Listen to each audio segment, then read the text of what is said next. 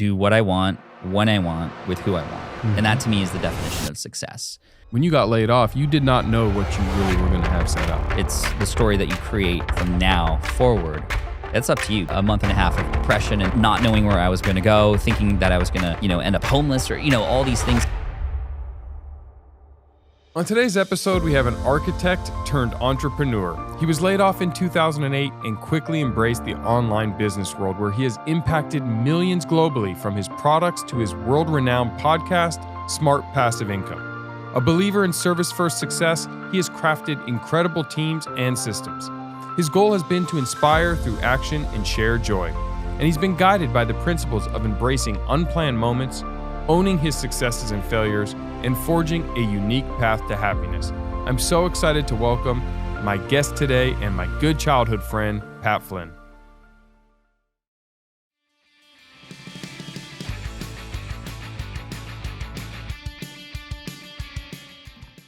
Welcome to the show, Pat. Thanks, Jeff. Dude, it's so good to be here with you. I don't know if you know this about Jeff, but Jeff and I went to middle school and high school together, and now we're in your studio, which is epic, by the way. I do podcasting for a living, and this is blowing me away. So well done, my friend. Thank you. Well, I got to be honest, your podcast was one of the very first podcasts that I ever religiously listened to. Wow. Yeah, which says a lot in today's world, because I think if everyone goes back in time and says, what was that first podcast that I actually listened to and watched? Like, we remember TV shows. Like, yeah. Oh, yeah, I watched 90210 when I was a kid, or whatever those were, or Saved by the Bell. But what were those podcasts, that first couple where... Because now I think a lot of people listen to so many. Right. It's more like a buffet style. It's a buffet, and we're getting bloated, that's for sure. Yes. But I think, like my podcast was to you, I have a podcast too. That was the very first thing that I listened to that inspired me when I started. It was called Internet Business Mastery with Sterling and Jay. And I remember listening to them, and I was like, these guys are like my friends, right? Even though I'd never met them, just listening to their voice and letting that sink in, that's what inspired me to start my businesses. And, to have that ripple effect then hit you, and then all the ripple effect that you will have on all the viewers out there and the listeners, and that's why we're here, is just to keep that ripple going. Yeah, and to bring what used to be this big Chinese wall where you felt like you couldn't have access to certain individuals. You didn't have access to the information, and it was always like sold to or purchased by. Mm-hmm. And I think podcasts really broke down that barrier and said, you know what? We're all humans. We all have strengths and weaknesses, and we can learn about anything we want. Yeah. With all of this podcast content that's available. When you get 2 people, 3 people, 4 people in a conversation, it's not scripted. We're not selling anything on this on air here. Mm-hmm. It's just getting into the weeds together and hopefully building rapport, and also bringing you, the audience, into the conversation. Yeah. You get a real sense of who a person is when you listen to their voice, and of course when you're watching them as well, versus when I started in 2008, there weren't very many podcasts. And it was a lot of blogs, right? I would consume my content with blogs, but that's, people can edit that, they can fine tune it, they can hire somebody else. But when you're listening to an interview and a person reacts or responds, that's essentially their real selves. Mm-hmm. And again, you connect with the people that you vibe with. And I'm just stoked for your show, because at the time that we're recording this, it's not out yet. Correct. So we're doing a little time travel here, but I'm stoked for it. You told me about it. I'm excited for the other guests. I'll probably add it to my playlist. Well, thank you. Not just because we went to high school together. Yes. Scripps Ranch High School. Go Falcons. Go Falcons. Back in the day. Well, the funny thing, and I think I reminded you about this once, but SPI, Smart Passive Income. When I sold my first company, I wanted to do passive income. I was like, you know what, Pat's onto something. The idea that I can set something up and have this continuity factor of making money while I sleep and passively. Right. And I don't know if you remember me taking you to lunch. I think we went to... it was in La Jolla, right? Yeah, it was Carl Strauss. That's right. Carl Strauss. And I said, let me buy you lunch. And we hadn't seen each other probably in 8 years. A long time. It was a while. I must have been... this was 2000. I didn't have a beard back then. You did not. You had a young face. You were a youngin'. You don't want to know what it looks like when you're here anymore. I see videos. A lot of my audience hasn't seen me either for a while, and then they see the videos on my Pokemon channel and other stuff, and they're like, I didn't know you could grow a beard. And I was like, I didn't know I could grow a beard either. But it's a good beard. Thank you. It has some gray to it. I can't do it. Not that thick. Oh, really? Well, yeah. I have beard envy right now. It's a COVID beard, and it I guess it's staying. Yeah, and you know what? The gray is in perfect location. Like it's the salt and pepper, and it's perfect. Because it's not like just a couple. Yeah. Where it's like you're trying to figure it out. Like you've got it. Now you're just flattering me. Yeah, a little bit. But I have beard envy. Thank you. Because I cannot grow one that thick. It's all good. You're doing pretty well, I think. So minus the beard. I think you're good. Yeah.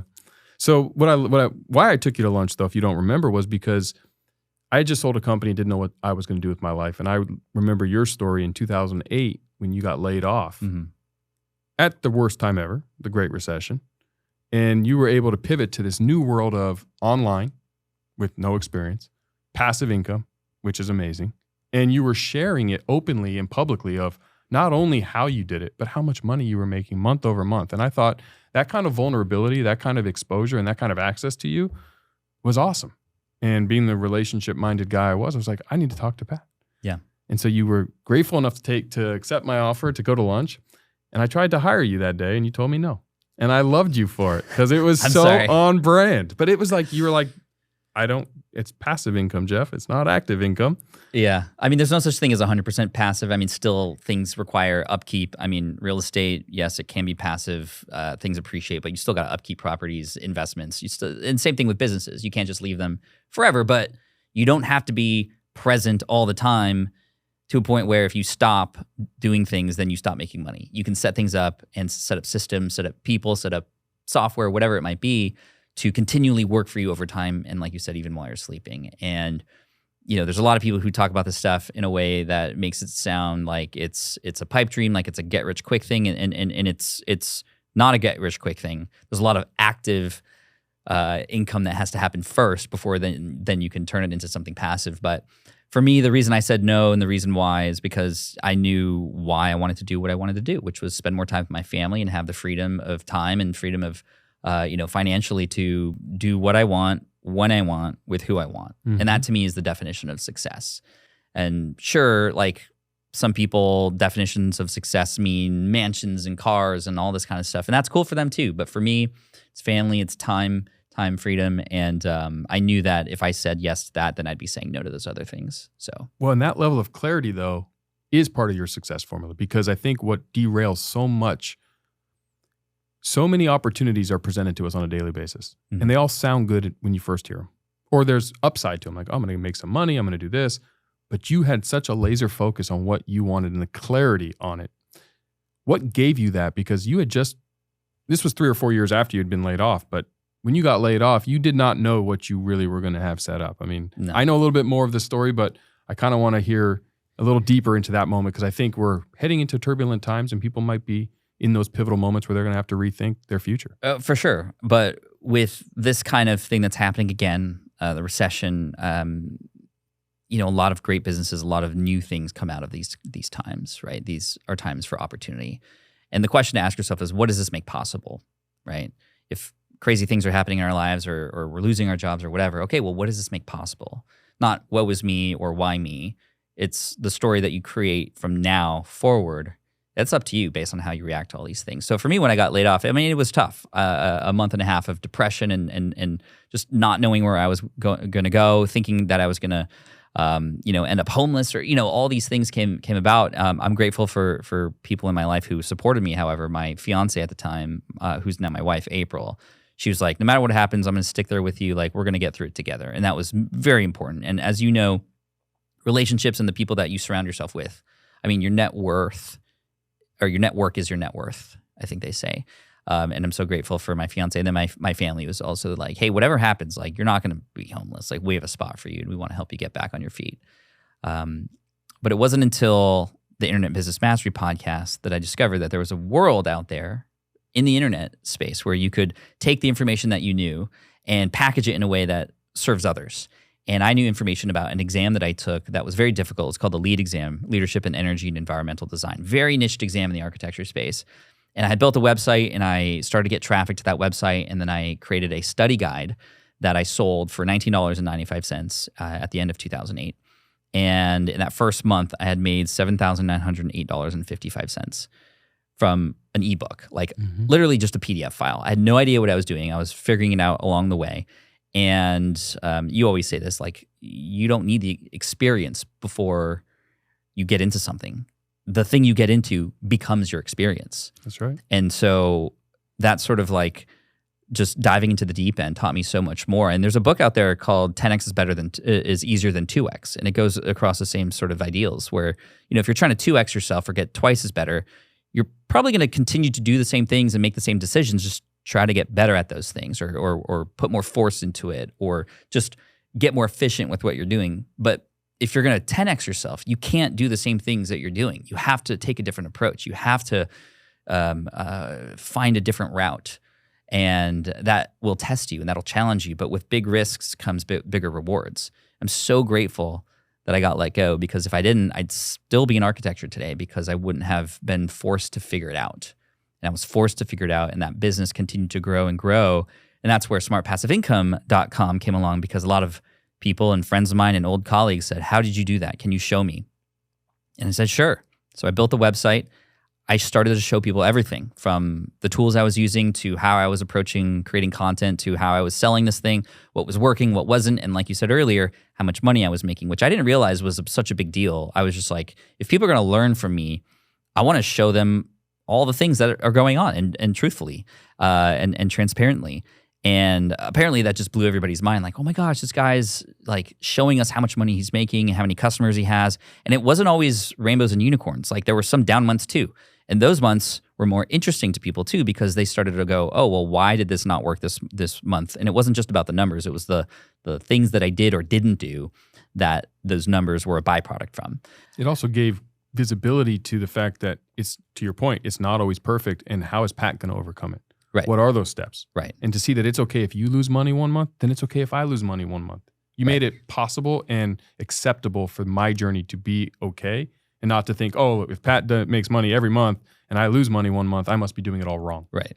And I mean, that brought a more realistic approach to it. And it was much different than the kinds of educational content that you'd see at the time back then, which was like this quick system, but I'm not going to tell you until you show me your credit card kind of thing. $47? 47, or I mean, some of these programs are tens of thousands of dollars too, and I was just sharing everything for free. Mm-hmm. And that attracted a lot of attention. I became a guest on a lot of podcasts and was on a lot of videos back then, and that's when I decided to start the podcast in 2010, which now has over 75 million downloads. Also in the Entrepreneur Network, by the way, shout out to them. And that has now enabled me to build a lot of relationships. A lot of the people who have had on the show, I think this is why it's so smart that you're doing this, because it's not just about talking and collecting this content to share it with all of you. It's the relationship. I mean, our relationship is going to be even stronger after this conversation. And, it's much easier to ask somebody to come on your show and feature them and tell their story and then build a relationship that way versus not having a podcast and saying, hey, can I just pick your brain for 20 minutes or can we chat? Sure. I'm sure if I didn't know you and I called you to take you to lunch, you would have been less inclined to say yes. Well, I mean, if you had some, nice Everbowl sort of food that I could have, then maybe. But we went to Carl Strauss. I brought you into a bar. You did. You got me nice drunk and just asked. No, I don't drink. I took advantage of you with iced teas and lemonades. Yes. No, it was fun. But yeah, to go along with the story, I mean, the podcast started, and then the YouTube channel, and then I started writing books, and I started to just speak on stage like you do now, and really develop a style for how I teach business. Every person who is an entrepreneur who wants to share that information has a different formula.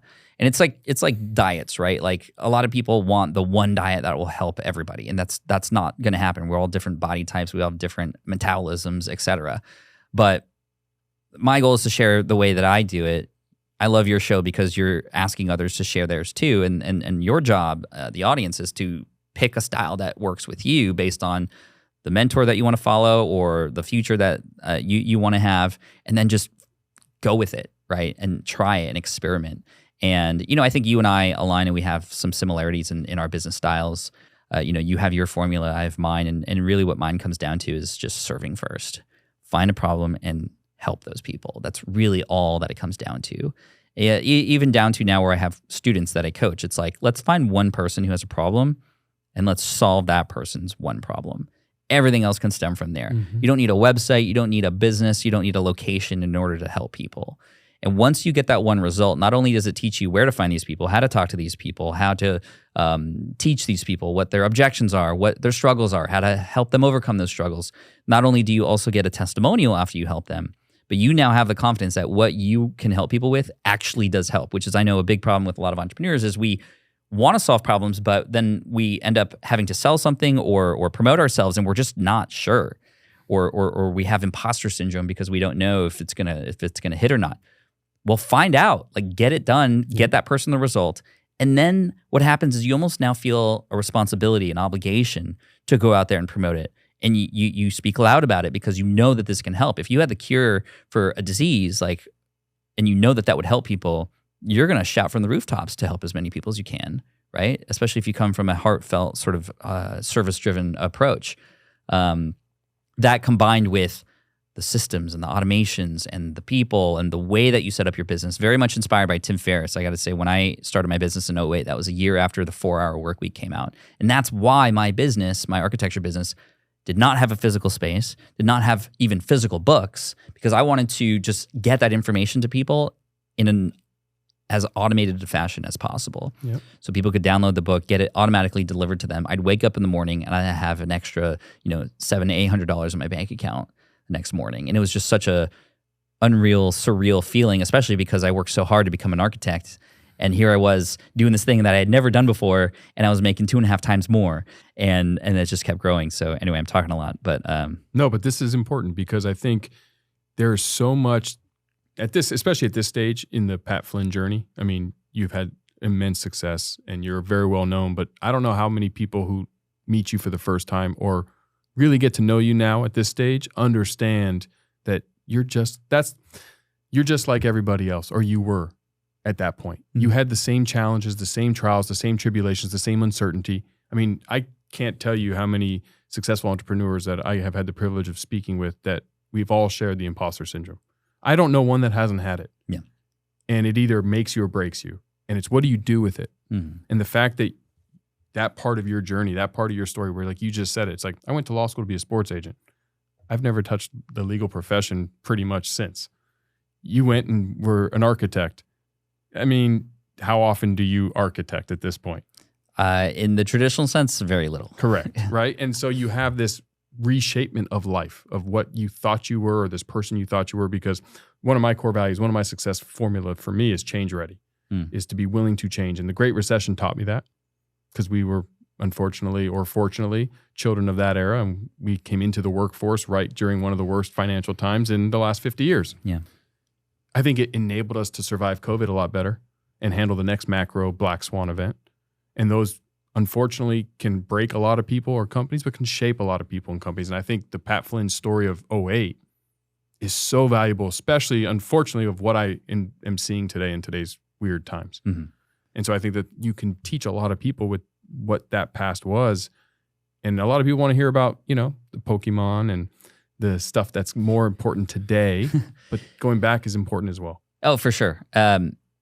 Before we get into the Pokemon stuff, I wrote a book called Let Go, which was more of a memoir of how I got let go from my architecture job. And I've read it. It's a great book. Thank you. It's a double meaning, because in order to become the entrepreneur that I am today, I had to let go of who I thought I was supposed to be. There's this thing called sunk cost fallacy, where when you put enough time into something, you think that that's what you have to keep doing. And I felt that way about architecture. I felt that way because I went to school for architecture. My parents paid my way through Berkeley to become this architect. Stepping away from that didn't make sense to me on paper. Like, it did not make sense for me to try something completely different when I had spent all these years doing this. But when I got laid off, I was sort of on two ladders. I was like wanting to climb the corporate ladder and still be on that ladder, and I was sort of hanging on. But then here was this new ladder, and I was on both ladders. And if you imagine yourself straddling both ladders, like, how easy is it to climb any of those ladders?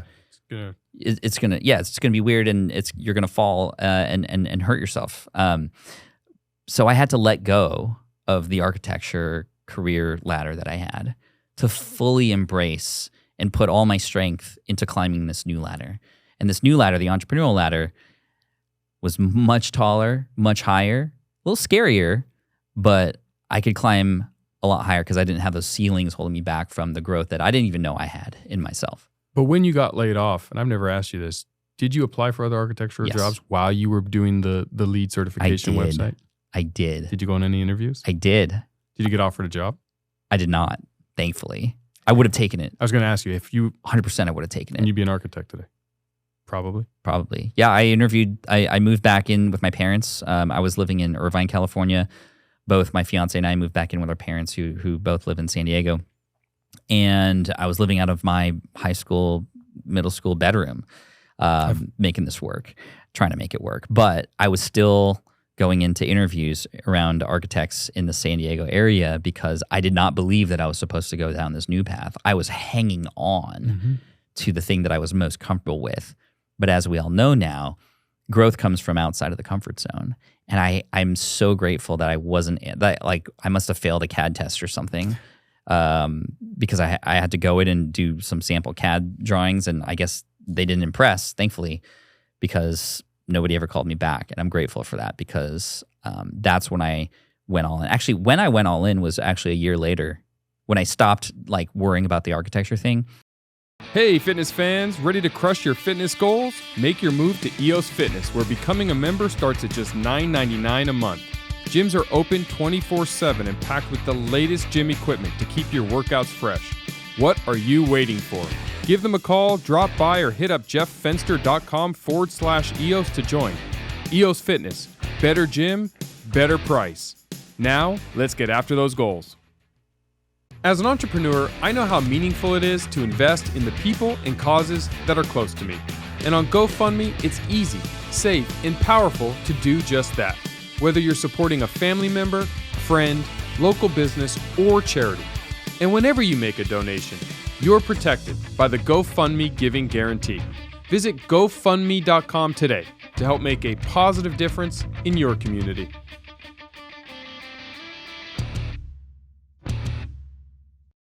So about 9-10 months later, my boss called me back, the one who let me go. And he was calling to check up on me. He's like, Pat, how are you doing? Like, are you okay? Hopefully you're surviving the recession. And I said, man, I started this new thing and it's going really well. And I don't think he was hearing me because the next thing he said was, Pat, I want to offer you a job again, a job back. So he removed himself from the firm. He took a couple of my friends and coworkers to start up a firm, and they were working with one client, but it was a client that I was mostly on when I was in architecture, and they were going to start up a new thing. And he had offered me more pay. He'd offered me a bonus, and he even offered to pay for a year's rent for me to come back to Irvine and work with him in an office with two of my coworkers. And I did not hesitate to say thanks, but no thanks. Like, it was a split-second decision. And then I hung up. I was like, wow, I really just said no to what would have been an amazing opportunity. Why did I not even think about that? And it's because I couldn't imagine going back when I saw, even just got a taste of what it was like to be my own boss and see. And it wasn't just about the revenue either. It was about the fact that revenue was coming in while I was getting these incredible thank you notes from the people I was helping. Because I have my fingerprint on several buildings around the U.S., mostly P.F. Chang's and Yard Houses because I was in the restaurant division, some Gaps and Apple stores too. But anyway, those were the projects I was working on. Nobody will ever know that. I mean, you're the only people to know that because I just said it. Next time I eat at P.F. Chang's, I'm going to think of you, though. Pat Flynn Chang's, Pat P.F. Flynn Chang's. Yes. Yeah, there you go. No, I don't know. I just made that up. Yeah, I like it. But with the LEAD exam, an exam that most people don't know about, when a person would pass their exam because of the help that I have offered. I mean, people were sending me like life stories about how passing that exam got them this promotion and allowed them to take a vacation with their family like that they weren't able to do before, or that they were studying for this exam for 2 years and their boss was going to fire them if they didn't pass, they said, but then they were able to finally do it after I got so much more recognition and thank yous and feeling like I was doing something worthwhile helping a little exam in the space versus building these giant buildings that everybody was going to use every day. And I was like, wow, I can make a bigger impact on my own. And so I'm going to go deep into that. Deep impact. Deep impact. And did that always drive you? Yeah. Was that always something like very important to you? That is very important to me. It's a blessing and a curse, I think. And my wife will definitely tell you that. So I'm an Enneagram 3. I don't know if you know the Enneagrams, but a 3 out of the 9 on the Enneagram is very much somebody who thrives when they know that they are helping others. And that could be, again, for the Enneagram numbers, there's a good side and a bad side. And so that fuels me, that drives me. Knowing that I can be there of service to other people is what keeps me moving forward. The downside of a 3 is then, do I not feel worthy if I'm not helping people? If you're not getting Am that I still outward validation. Right. And so there's I mean, obviously there's a correlation between that and writing books and being a keynote speaker and, hosting my own events and those kinds of things too. But my approach is always coming from a place of serving first, and the byproduct will be the thank yous and the recognition and the impact that I make. And I later realized that I'm making an impact even if I never hear that I'm making an impact. By putting myself out there, I mean, there was a point in 2011, 2012 when my podcast was up for a year and a half, and the numbers were starting to get pretty flat, right? Plateauing. And so I was getting way more attention and way more traffic from my blog. The podcast was great because I was telling stories, people could hear my voice and such, but it just, like, I didn't see the results in the numbers. And I'm a very numbers-driven person as well. So I was like, oh, maybe I should quit the podcast. And right before I was going to give up on the podcast, I got an email from a guy in Poland. His name was Michał Stefanski. And the subject line of this email was, Pat, you saved my life. And so I was like, man, this is good. It's either really good clickbait or this story is going to mean something. And thankfully it was the latter. I opened it and he was telling me the story that he found my podcast almost as soon as I came out with it. And it was around that time that he had a terrible snowboarding accident. He broke both of his legs. He included x-rays in the emails to show how shattered they were. And then he felt like he was a disappointment to his family, wasn't able to work anymore. His family had to take care of him. He had 2 young daughters. And he said that every day he wanted to just give up. But after hearing my show, that kept him going. And he said that he listened to my podcast every day. It wasn't even a daily show. So he was listening to episodes over and over again to learn business and to be able to do things. And he was able to start a business from his bed to help people in the finance space as a blogger. But he said that in one episode, he learned from me that when you set goals for yourself, that you want to set almost impossible goals that are seemingly impossible because, like we were talking about earlier, it pushes you. And he decided that with 2 broken legs after one of those episodes that he was going to run a marathon. So he had about a year and a half to rehabilitate himself, to learn how to walk again, and to train to run a marathon. At the very end of this email, sorry, I'm just going to, the very end of this email was a picture of him crossing the finish line at the Warsaw full marathon, 26.2 miles, holding up a sign. And it was in Polish, so I didn't understand what it said. And it said, to translate, thank you, God, thank you to his family, and thank you, Pat Flynn. Wow. You just gave me goosebumps. And, dude, I was like, I never even knew this person existed until he sent me this email. And the whole time that I had my podcast going, he was listening and I was helping him. I didn't even realize it. And I wanted to give up. Mm-hmm. So it was that point forward that I knew that I never wanted to stop anymore. Like that even if I don't get verbal or actual confirmation that what I'm doing is helping, as long as I pour into those people, whether they tell me or not, it is worth doing. Several years later, I went to an event and he was there and he gifted me that banner. So I have that in my house actually, which was awesome. But I'm very grateful for Michał. He has since become one of the most highly published authors in Poland now. He has a book translated to Financial Ninja is the name of his book, and it self-published, but it outsold every traditional published book in personal development and finances in the country. Anyway, he's doing really good because, he also got a lot of content from me to help him with his business. So anyway, I tell you that because, impact is important, but sometimes you don't know the impact you're making. So you just have to keep going. Mm-hmm. Well, I've never taken the test, what did you call it? The lead exam or? No. Oh, the Enneagram. The Enneagram. Yeah. I don't know where I fall on that, but one of my earliest mentors, David Meltzer, used to have a business principle saying, and it was make a lot of money, it was help a lot of people, have a lot of fun, and make a lot of money in that order. Mm. And I believed in that. I was like, this is something I can get behind. Like help a lot of people. Yes. Have a lot of fun. Yes. Make some money. Great. Later in life, he switched it. And he switched it to make a lot of money, have a lot of fun, and help a lot of people in that order. And I didn't like it at first. And I said, Dave, why did we switch this? Like, are we so big now? Like, do we not care? And he said, Jeff, if I don't make enough money and help myself first, I can't help and have the impact I want on more people. And as an entrepreneur, that was hard for me at first to grasp. Mm-hmm. But then I started to think about it. And then, I went to law school. I do a lot of analytical thinking. And I realized something. If you go out into the world today and ask 100 people off the street, you win $100 million in the lottery, what's the first thing you're going to do? A huge percentage of them are going to say, I'm going to buy my mom a house, I'm going to take care of my family, I'm going to take care of my friends. They're going to talk about giving. But we don't, because we don't have the resources.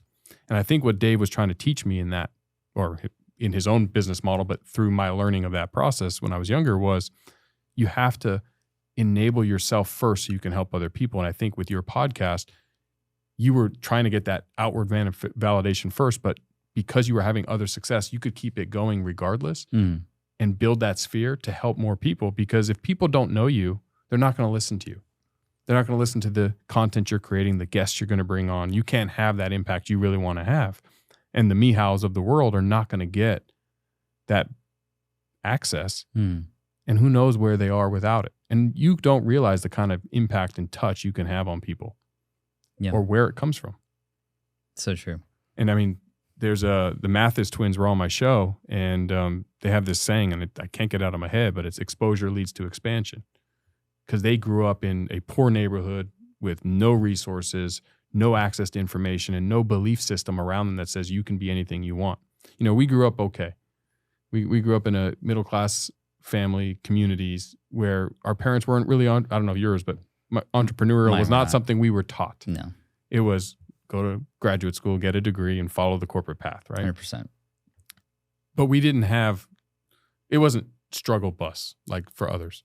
And the idea that what your show has done for so many and what I'm trying to accomplish here and what I think is so important in the entrepreneurship community is exposing people to the belief that it's possible, that you can accomplish this if you follow these formulas, if you have access to the information and believe or take these big steps and make these audacious goals. Because if you aim for the moon and miss, you fall back to Earth. But if you aim for Mars and miss, you could still land on the moon to the 10x, 2x, right? And so how do we do that? How do we have that impact? How do we continue to have the exposure to create the opportunities for the Mihails around the world to believe in themselves and take those steps and have that touch feel that you got back, that validation? Yeah. And today I think even more important is not just the information, because like you said earlier, information is freely available everywhere now. And especially now with ChatGPT, it's even more, filtered as it comes through to us, which is incredible. Like it's a crazy time that we're living in right now. But what people are looking for, I found, and we actually changed our business model at SPI. So at SPI, Smart Passive Income, we have since developed online courses, and we were selling these online courses as sort of one-offs and how to podcast, how to do email marketing, affiliate marketing, webinars, all those kinds of things. Our product now is community. It's focusing on not just like us talking to the audience and the audience talking to us. It's having a safe space for the audience to connect and talk to each other. And to have that happen and to see that the connections and the cross-pollination and the random meetings that are happening that are all serving that audience, even without me there, is freaking amazing. And so this is what I advise business owners do now, is think about how can you not just create educational information or products, but how can you create a community around those things of like-minded people who share the same goals or who have the same problems or who are struggling with the same things so that they can support each other.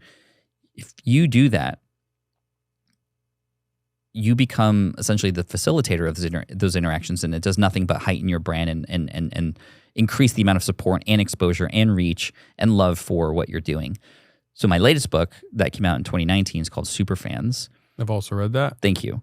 And I sort of wrote that with the prediction that in the future, communities would be the most important thing. And I think we all know that this is where it's going, because the human-to-human connection is what is always going to be needed for a person to feel like, to just feel anything, really.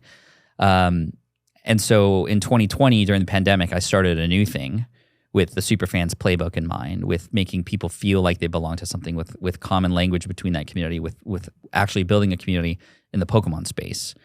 And I got to thank my kids, because my kids got me into Pokemon.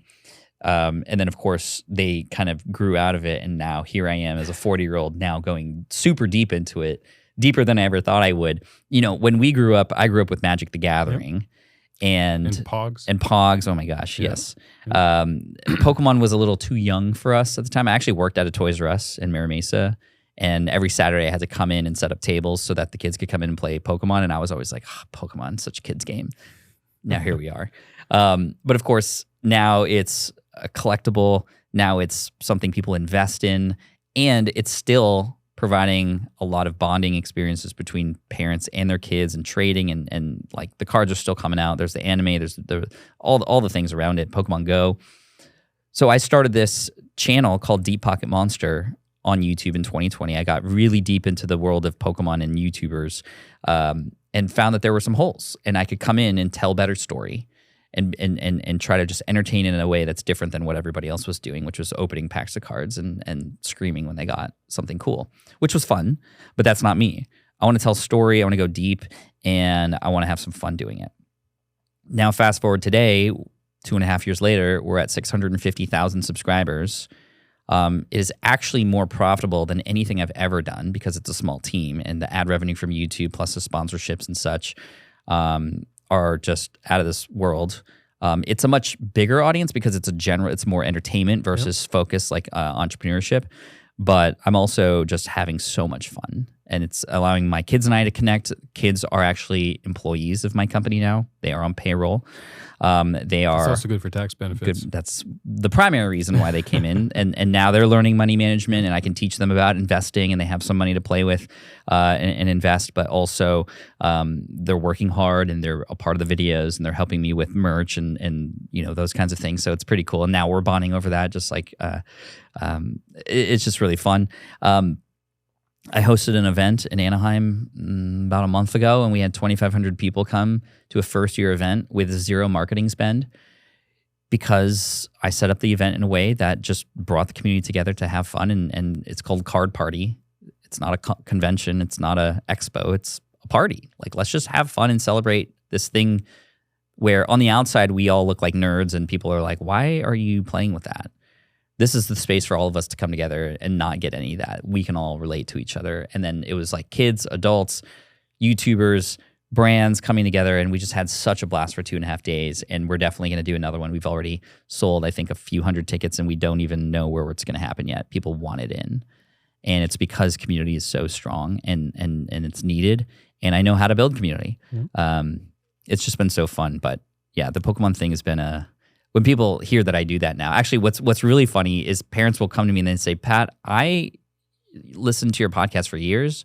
I heard my son watching YouTube, and I heard your voice, and I was just tripping out, and I watched it, and you were opening Pokemon cards, and now my son watches you for something completely different. But it's funny because I also inject a lot of what I've learned in entrepreneurship into that content as well. When I talk about collecting cards, yes, we can get drawn to this and that and this, but if you niche down your collection, you're going to be a lot more satisfied with your progress. You'll spend less money. There's less resources that you need to worry about. So the riches are in the niches. I always talk about that in business, and I talk about it in collecting as well. I bring a lot of like my life philosophies into my live streams. When I live stream every week, I get about 4,000 to 5,000 people watching me open Pokemon cards live. That's fun. It's fun and crazy and ridiculous, and it's awesome. And it's like kids and families at home with popcorn watching. Like I got to meet those families recently, and they just have a good time bonding together over Pokemon. And I got a lot of thanks because I keep it family friendly. The parents are okay letting me be on their iPads at home and stuff, which is a big step. Yeah, especially for parents, because there's not a lot of entrepreneurs that can toe both lines, that can speak to the grownups and still connect with their children and bridge that generation gap. Yeah. Which is Pokemon. Go Pokemon. Pokemon, baby. Yeah, I mean, there is a little bit of a skill there, I know, and I think because I'm just a big kid at heart, I can toe that line very well. It's very similar to like why Bluey is such a big show right now. It caters to both kids, but then there's like adult themes and not adult themes, but like jokes in there for adults that only adults would get. I do the same thing in my content as well. Simpsons used to do that well. Yeah, that's right. Simpsons was a very good example of adult humor, but so complicated that kids don't get it, and it's tailored to kids. Yeah.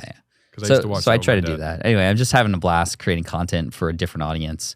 And it's funny because a lot of the Pokemon audience now goes like, how are you able to afford all this? How are you able to give this all away? Because I take a little bit of a Mr. Beast approach to a lot of this, where I'll buy some collections or cards and just give them away on stream, and that grows my channel, which helps me generate more revenue, which helps me buy more cards to give away, and it just keeps stacking.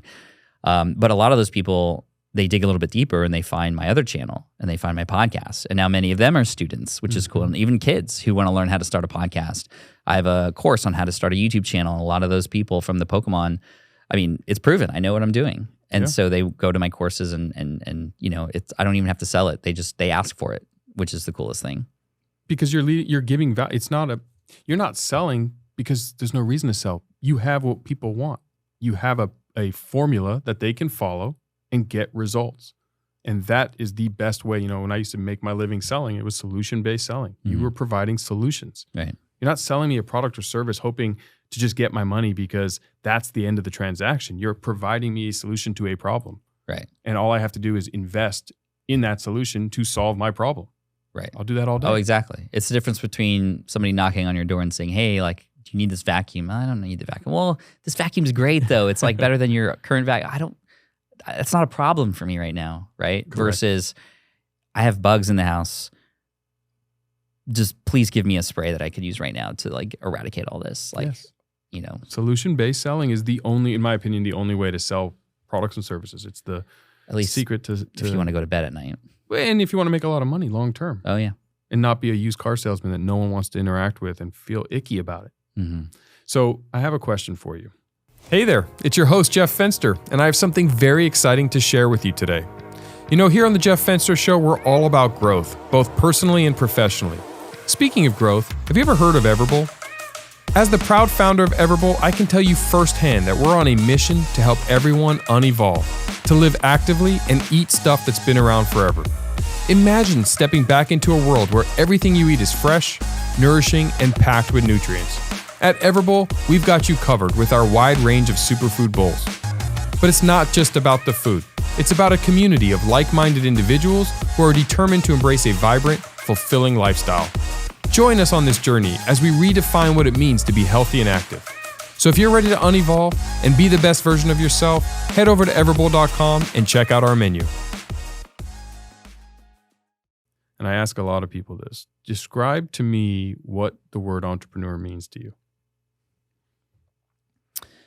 A person who tries to figure it out for the benefit of others, and as a byproduct happens to make some money. Yeah.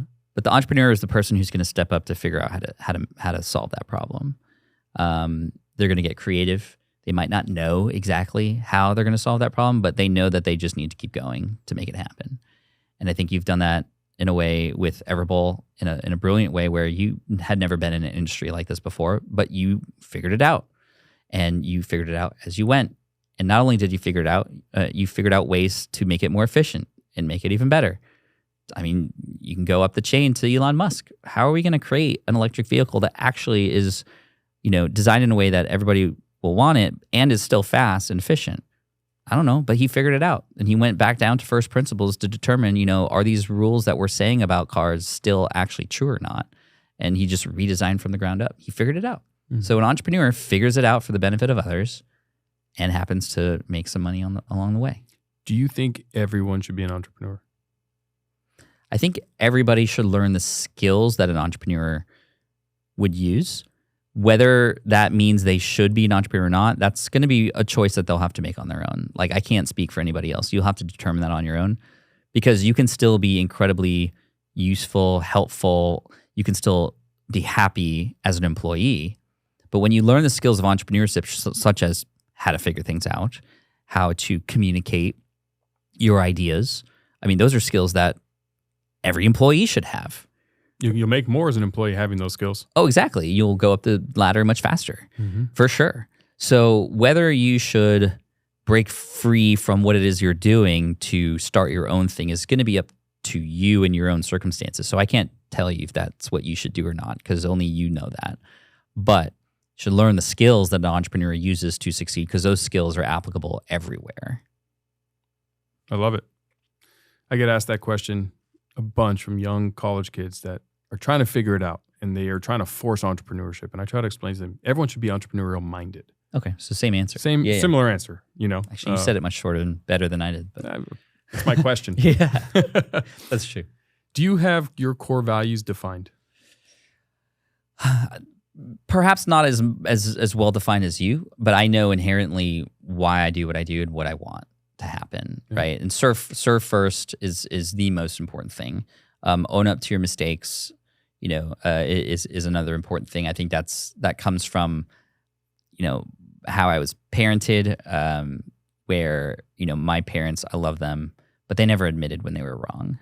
And for me and my wife, we always are very quick to admit when we make a mistake to our kids because we want them to know that we're not perfect, but we're still for them and we are there to care for them and we're going to be there no matter what. And that it's okay for them to make mistakes too.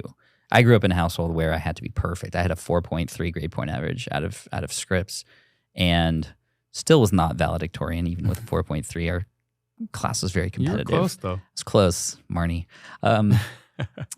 And have you followed up with Marnie at all? Not recently. She's like the district attorney of San Diego or something like that. Wow. Yeah, she's very successful. I didn't go to our reunion. I know. I was supposed to, and I was out of town, and I regretted it. 20 year maybe coming up. Is it 20 years? No, 15. We just had the 20. How old are we? Did we already have our 20? Yeah, that's the one I missed. Dude. Oh my God. I saw the invitation and I got hit up and I was like, you know what? I'll actually go to it. And I say that sounded bad. I'll actually go to it, not because I'm too good for it, but I was like thinking about it. I'm like, social media kind of ruined the whole premise of reunions. I agree with that. See everybody. You're still in connection with them. Like even people I haven't talked to in 10 years, I still see them on social media because we're connected and I know their children's faces. Yeah. I haven't had a conversation in a decade, but I kind of like, but I was like, you know what? It's in San Diego. I'm going to be in town, or I was supposed to be in town. And I was like, I'm going to go. And then I ended up leaving town for an event and I missed it. But I think you were there. I was there.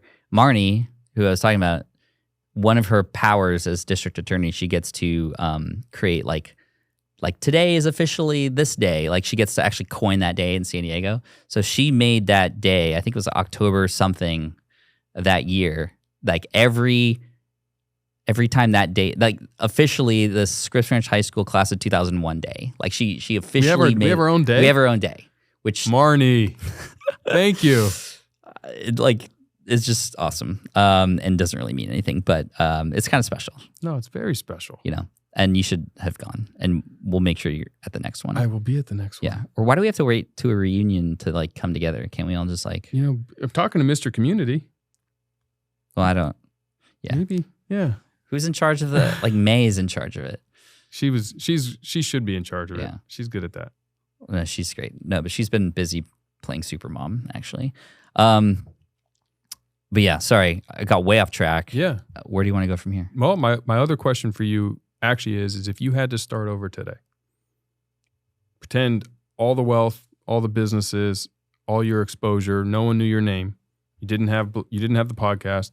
Instead of 2008, it's 2023, but you have the knowledge that you have today, and you had to start today in today's world where blogs don't have the same impact.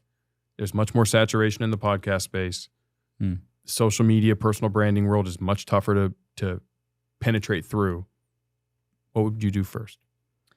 I would find a problem that I am interested in solving, that I could obsess over trying to figure out how to solve. Find a person, potentially somebody who already has some sort of following, and just literally pour everything I can to help them get what they want. Because as Zig Ziglar says, you can get anything in life you want, so long as you help other people get what they want. It's one of my favorite quotes. Mine too. So in my book. So I'm going to figure that out. What does this person want? I'm going to help them get that, and I'm going to do it in a way that's non-transactional. Hey, if I do this for you, can you do this for me? No. You just do what you can for that person, and let the universe take care of the rest, right? Mm-hmm. And even if that person doesn't give you anything back, you're learning, you're understanding. You can find the next person. All of a sudden, you start to build a little bit of an expertise.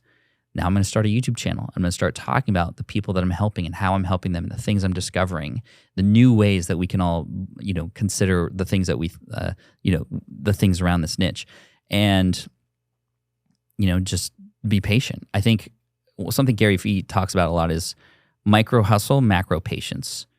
So on the micro, on the daily, hustling, trying to figure things out, creating content, experimenting, seeing what works, see what doesn't, trying to help people. But on the macro, being patient with those results coming in and having things change, because those things can take sometimes time. And it can feel like nothing.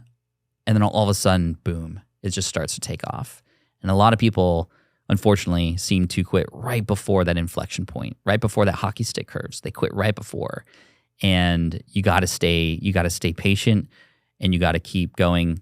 And when you keep going, knowing that you're going to keep going, coming from a place of service, then you kind of have nothing to lose, like only so much to gain. So that's kind of the approach that I would take today. I mean, I think that's brilliant, especially for all the college kids graduating into today's ecosystem, in today's environment, where AI is replacing a lot of the entry-level jobs that used to be available to them, or at least the thinking that it's going to replace those entry-level jobs. And I think it's a matter of when, not if. Yeah. But as I try to say, someone has to enter those prompts. Someone has to control the AI.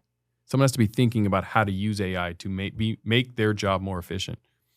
And I can assure you, and I'm sure you feel the same way, but if someone who works for me came to me and said, I just figured out all this technology to automate 80% of what I do here, that's not going to make them replaceable. That makes them irreplaceable, because they're thinking about organization first, serving, leading with value for the company, the good and betterment of the team. Instead of throwing people at the problem, they're throwing in technology and modern day thinking, which to me is part of what entrepreneurship's all about. Yeah. But Pat, I want to thank you for coming on, man. This was super fun. Yeah, this was fun. Getting you in studio, getting you to speak to the audience. I mean, we have different audiences. Yours much more already established entrepreneurs, but I have a huge audience of college-aged young adults that are trying to find their way. And something I always try to explain is I'm an ordinary guy that figured out what extra stuff to do to get extraordinary results, and it's formulaic. It's doable by everybody. I didn't have a 4.3 at Scripps High, 3.67. But we grew up similarly, and we approached the world differently and came from different walks. But, it can be accomplished regardless of the fact that we weren't trust fund kids that had all the options, and we weren't coming off the street having to fight our way there.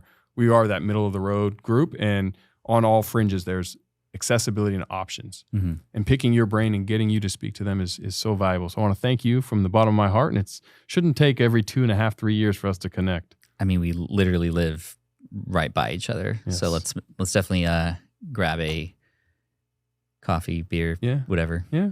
And for those of you who don't already follow Pat, you absolutely have to. As I said, SPI, his podcast is one of the foundational podcasts for me. It was one of the first 3 I ever listened to religiously. You need to follow him. He is a wealth of knowledge and information. He comes at it from a position and place that is accessible and doable. You don't have to have all of the wealth already. You don't have to have all the relationship capital already. It is very specific and easy to follow ways to build success. Pat, you're an inspiration to many. And I want to thank you. I appreciate it, man. Thank you so much for listening. If you're looking to level up your relationship capital game, then take a minute and text the word Jeff to 33777 for a free copy of my Network to Millions playbook. The link will also be provided in the show notes below. See you guys next time.